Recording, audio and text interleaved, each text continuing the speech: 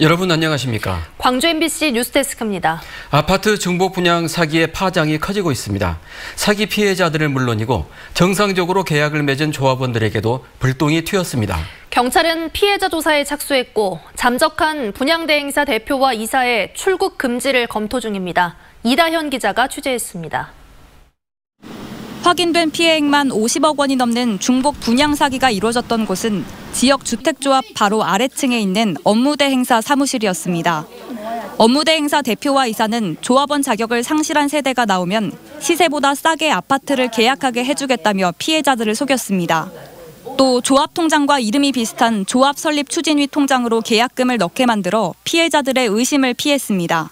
이 사람들 누구나 다 여기 와서 쓰고 하면 여기 사무실 직원이 한두 명이에요. 여기서 계약서 쓰고 도장 다 갖다가 여기서 했는데 인제 와서 모른다는 게. 이런 식으로 중복 계약한 피해자는 60여 명. 이들은 물론이고 정상적으로 계약을 체결한 조합원들에게도 피해가 확산하고 있습니다. 당장 은행권이 조합원들에 대한 중도금 대출을 일시 중단하면서 사업이 중단될지도 모른다는 불안에 떨고 있습니다. 지역 주택조합 조합장은 대행업체 이사가 자신의 도장을 위조해 계약을 체결했다며 자신 역시 피해자라고 주장하고 있습니다. 어떤 그런 믿음을 사기로 계속 하는데 당연히 재간이 없는 거죠. 피해자와 조합장의 고소를 접수한 경찰은 피해자 조사를 시작했습니다. 또 연락을 끊고 잠적한 대행사 대표와 이사의 출국 금지와 계좌 동결을 검토하고 있습니다. 하지만 이들이 이미 돈을 인출했거나 해외로 도피했다면 피해를 구제하는 일이 어려워질 것으로 보입니다. MBC 뉴스 이다현입니다. 주택 중복 분양 사기가 일어난 건 이번이 처음이 아닙니다. 4년 전엔 오피스텔 중복 분양 사기로 500명이 넘는 사람들이 피해를 입었습니다. 왜 자꾸 이런 사기가 발생하는지, 피해자들은 구제받을 수 있는 건지 남궁우 기자가 취재했습니다. 광주의 한 오피스텔입니다. 지난 2016년 중복 분양 사기 사건이 일어났던 곳으로 당시 530명이 넘는 사람들이 363억 원가량을 사기당했습니다. 피해자들 대부분은 이번 중복 계약 사기와 마찬가지로 시행사나 대행사 직원 등의 계좌로 입금했다가 피해를 입었습니다. 신탁계좌로 입금을 해야 되는데 그 사람들이 막 본인한테 계좌를 막 계좌이체 시키라고 막 그랬거든요. 그래가지고 뭐 모르고. 피해가 발생하면 피해 금액을 모두 돌려받기란 현실적으로 어렵습니다. 형사처벌이나 민사소송으로 배상 판결이 내려진다 하더라도 이미 피해 금액을 빼돌렸을 가능성이 크기 때문입니다. 실제로 2016년 오피스텔 분양 사기 피해자들 대부분이 아직까지 피해 금액을 돌려받지 못하고 있습니다. 그때 뭐 저는 4,700인가 해준다 해가지고 했는데 아직 한 푼도 못 받았죠. 이런 피해를 당하지 않으려면 신탁회사 명의의 계좌로 분양대금을 입금해야 합니다. 개발 사업에 필요한 자금 관리는 시행사나 시공사, 대행사가 아닌 신탁사가 전담해서 하기 때문입니다. 분양 대행사라든지 분양업체 개인 계좌가 아닌 지역주택조합의 신탁회사를 통해서 계좌를 입금하고 이에 따라서 보증서까지 확실히 받는 방향으로 해야지. 또 조합이 정상적인 절차로 설립됐는지 살펴보는 등 계약 당사자들이 꼼꼼히 점검해야만 피해를 막을 수 있다고 조언했습니다. MBC 뉴스 남궁욱입니다. 광주의 한 유력 건설사 회장이 수십억 원의 부동산 사기 피해를 당했다는 고소장이 접수돼 경찰이 수사에 나섰습니다. 광주 서부경찰서는 광주의 한 건설사 회장으로부터 최근 부동산 사기를 당했다는 고소장이 접수돼 50대 여성 A씨를 사기 혐의로 쫓고 있다고 말했습니다. 피해자는 부동산 투자 과정에서 이 여성에게 수십억 원의 사기를 당한 것으로 알려졌습니다. 최근 몇 년 사이 잠수 어민들이 호미와 갈퀴 대신 흡입기를 이용해 바지락을 채취하고 있습니다. 불법적인 싹쓸이를 단속해달라는 목소리가 높지만 잠수 어민들은 오히려 흡입기 사용을 합법화해달라고 요구하고 있습니다. 강서영 기자입니다. 잠수기 어선의 조업 현장. 자루에 한가득 실린 바지락과 함께 원통형의 흡입기가 함께 올라옵니다. 흡입기로 물속에서 바지락을 채취하는 모습입니다. 바지락과 뻘이 순식간에 빨려 들어갑니다. 뻘에 압력을 분사해 조개를 빨아들이는 이 장비는 남획과 생태계 파괴 우려가 있어 법으로 사용이 금지돼 있습니다. 그런데도 이 같은 불법 조업은 잠수기 어민들 사이에서 몇 년 새 공공연하게 이루어지고 있습니다. 올해만 해도 불법 조업으로 해경에 적발되거나 고발된 잠수기 여선은 7척. 수년간 잠수어민의 강도 높은 불법 바지락 채취가 이어지자 인근 어촌계의 불만도 속출하고 있습니다. 그 생태계를 완전히 파괴시킵니다. 자원 고갈을 시키고 있어요. 그래서 단속기관에서 단속을 해주라는 것이고. 그런데 잠수기 수협은 오히려 흡입기 합법화를 요구하고 있습니다. 잠수어업의 특성을 고려할 때 잠수사의 생명과 안전을 위해서라도 조업 시간 단축이 급선무라는 겁니다. 잠수기 수협은 흡입기를 사용하는 대신 정해진 양만 채취하겠다며 매해 해양수산부에 규제 완화를 신청하고 있습니다. 10년 동안 사망사고가 15건, 후유 장애가 78건이에요. 농사를 홈이나 쇠스랑하고 지으라면 지을 사람 하나도 없듯이 우리 수산은 마찬가지입니다. 여건이 안 되는 거죠. 일반 어민들은 흡입기 합법화가 일부 업종에 대한 특혜라며 맞서는 상황. 하지만 해경은 현실적으로 모든 어선의 불법 행위를 단속하기가 어렵다는 입장이고 해양수산부와 전라남도 등 수산당국도 흡입기 합법화에 대한 관리감독 권한을 떠넘기고 있습니다. MBC 뉴스 강서영입니다.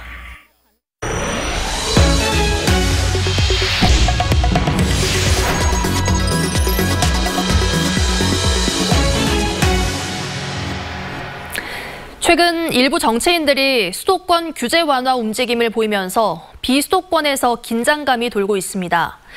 그런데 수도권 투자 유치 법안을 광주 국회의원이 공동으로 발의해 논란이 일고 있습니다. 보도에 이계상 기자입니다. 대한민국 전체 인구의 절반, 지역 내 총 생산의 절반 가까이가 국토 11%에 불과한 수도권에 집중돼 있습니다.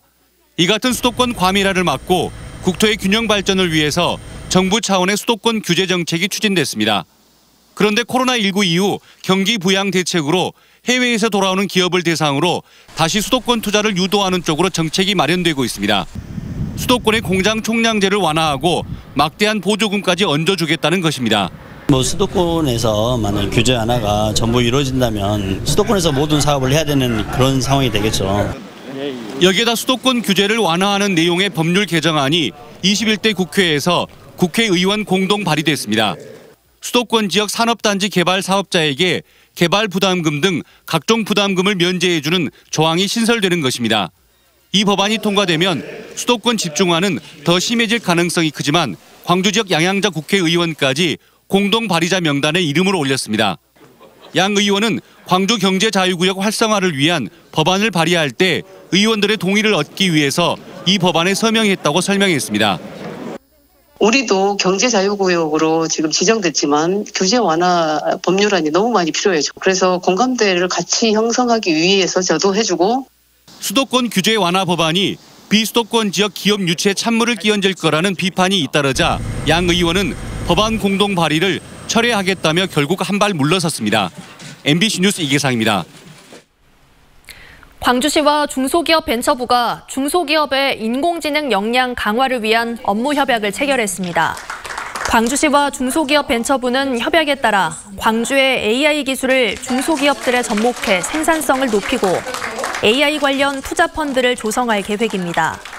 이용섭 광주시장은 박영선 중소기업벤처부 장관에게 광주 서구에 있는 옛 중소벤처기업청 건물을 AI 스마트 빌딩으로 조성할 것도 제안했습니다.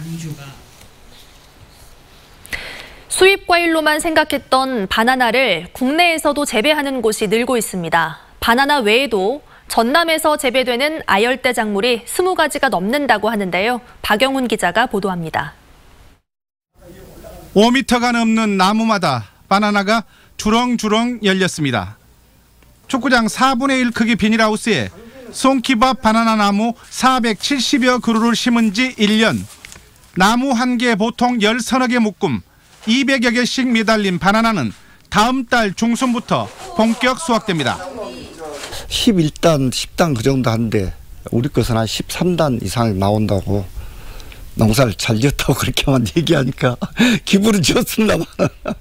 실증 재배로 검증이 끝난 데다 1헥타르에 4억 원이 넘는 소득 작물로 인정받으면서 지난해 강진을 시작으로 해남 4곳, 진도 1곳 등 남녘의 바나나 재배 농가는 늘고 있습니다. 불과 20년 전까지만 해도 손에 꼽던 아열대 작물은 애플, 망고, 파인애플, 커피 등 20가지가 넘었고 확산세는 더욱 빠르게 진행되고 있습니다.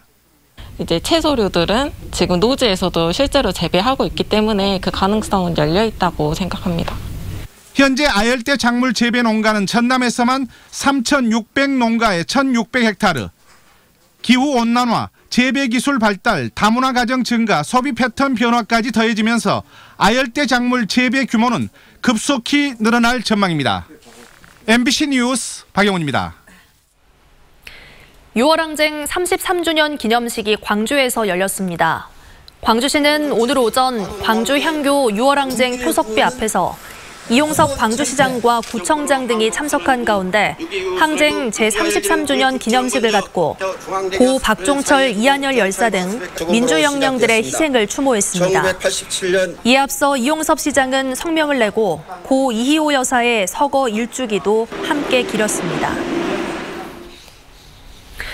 오늘 오후 2시 20분쯤 광주 북구 각화동의 한 도로에서 56살 A씨가 몰던 SUV 차량이 횡단보도를 건너던 11살 B양을 치고 마트로 돌진했습니다.